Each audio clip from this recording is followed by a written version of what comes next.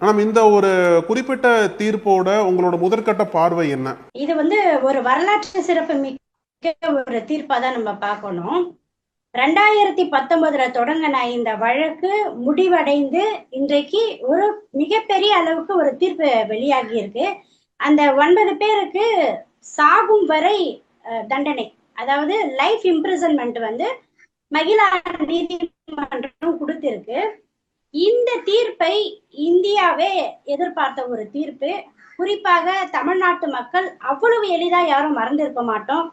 அண்ணா என்ன அடிக்காதீங்கன்னா அப்படின்ற அந்த குரலை நம்ம அவ்வளவு சீக்கிரத்துல மறந்துட முடியாது. அப்படி அந்த குரல்கள் கேட்கப்பட்டு அந்த வலிக்கு இன்றைக்கு ஒரு நிவாரணமாக இந்த தீர்ப்பு வழங்கப்பட்டிருக்கு. நீதி நிலைநாட்டப்பட்டிருக்கிறது.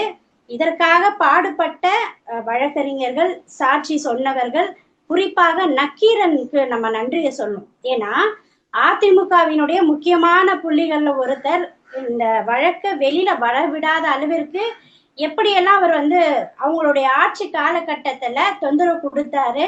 இந்த செய்திகள் பரவக்கூடாதுன்றதுக்காக அவர் என்னென்ன செய்தாருன்றதான் தெரியும். அந்த இடத்துல ரொம்ப தெளிவா நிதானமா பாதிக்கப்பட்ட பெண்களுக்கு சார்பாக நின்று நக்கீரன் தன்னுடைய பணியை செய்தது உண்மையில அதை பாராட்டணும். அதே போல அன்றைய எதிர்கட்சி தலைவர், இன்றைய தமிழ்நாட்டினுடைய முதல்வர், திராவிட முன்னேற்ற கழகத்தினுடைய மகளிர் அணி செயலாளராக இருக்கக்கூடிய மரியாதைக்குரிய கனிமொழி எம்பி உள்ளிட்ட அனைவருக்குமே இந்த வழக்குல ஒரு நன்றியை தெரிவிக்கணும். நீதிமன்றங்கள் தங்களுடைய பணியை ஒரு பக்கம் செய்தாலும் கூட வெளியில் இருக்கக்கூடிய அரசியல் தலைவர்களும் அதே போல ஊடகங்களும், குறிப்பாக நக்கீரன் தன்னுடைய பணியை செய்து இந்த அளவுக்கு இந்த தீர்ப்பு வந்திருக்கு. உண்மையிலே இது பெண்கள் வரலாற்றில் மட்டுமல்ல, நீதிமன்றத்தினுடைய வரலாற்று குறிப்புகளுமே இது ஒரு முக்கியமான ஒரு மைல்கல் தீர்ப்பு அப்படின்றதுதான் என்னுடைய முதல் கட்ட கருத்தா நான் பதிவு செய்கிறேன்.